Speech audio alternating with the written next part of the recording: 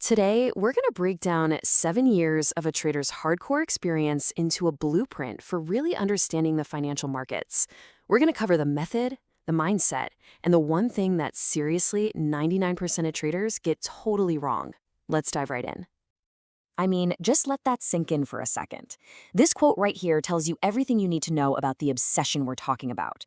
This wasn't some weekend hobby. This was a deep, relentless dive to find some kind of order in what looks like pure chaos. This is where it all began. So, the author went on this massive learning binge, reading every book, watching every video he could get his hands on, and with each one, he felt smarter. But then he'd go to the live markets, and all those fancy theories just fell apart. It was that cycle of intense work and brutal frustration that led to a huge realization. The market just doesn't care about what you think should happen. And this is where a huge light bulb moment happens. He realized that all that failure wasn't the end of the road. It was a signpost. The pain of being wrong forces you, it literally forces you, to stop what you're doing, think hard about why it's not working, and get better. This philosophy is the bedrock for everything else we're about to cover. Okay, so that brings us to the big problem, the one every single trader hits when they're starting out. You pull up a chart for the first time, and it's just this wall of information. To most people, it's just a jagged, unpredictable mess. But to a professional, it's a conversation happening in real time. Yeah, why is that? Why does it look like pure chaos? Well, if you've ever felt totally lost looking at a chart, it's for a simple reason. You're trying to read a foreign language without knowing the alphabet. Without a framework, it's all just noise. And this slide, man, it just nails the difference. A beginner, they just see a squiggly line going up and down, no rhyme or reason. But a pro, oh, they see a story unfolding. They see a battle. Every single candle, every wick, every move is a clue telling them who's winning that battle, the buyers or the sellers. Your job as a trader is to learn how to read that story. But hold on, there's a catch, and it's a big one. The author points out something brilliant here. These trading platforms, they're often designed to feel like a casino. You've got the bright flashing colors, the exciting sounds. All of it triggers a chemical rush in your brain that makes you want to click buttons, to overtrade, to gamble. To be a pro, you have to see past all that fluff and treat this like a system, not a slot machine. All right, so how do you stop gambling and start trading systematically? The answer is you have to learn the language of market structure.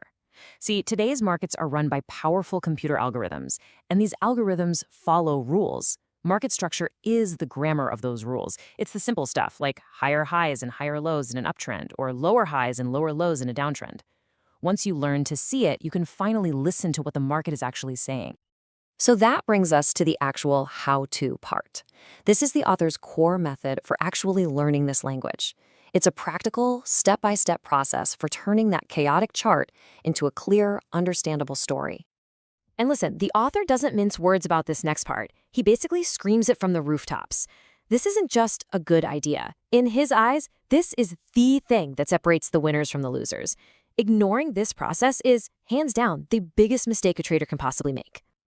So the idea here isn't to look for some magic single signal. Nope. You're becoming a detective. Your job is to gather clues from different places, different time frames, and layer them on top of each other. When you get a bunch of clues all pointing in the same direction, well, that's when you have a high probability case on your hands. So here's how that detective work actually plays out. You start big, real big. On the monthly chart, you're just trying to see the giant, overarching story. Who's in control? Then you zoom in a bit to the weekly chart to find the major zones where prices had big reactions in the past. Now the daily, this is what the author calls the king time frame. This is where you figure out the most likely direction for the week.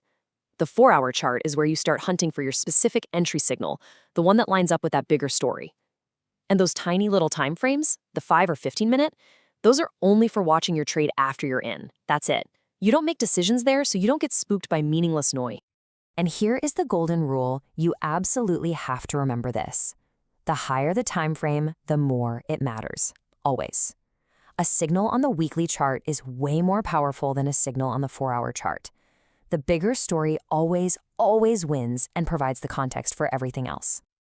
But, and this is a huge but, having the best map in the world means nothing if you can't actually follow it when the pressure is on. This brings us to the final and honestly probably the most important piece of the entire puzzle. What's going on between your ears? The author has a great term for this, chart time. It's not about being a genius, it's about mileage.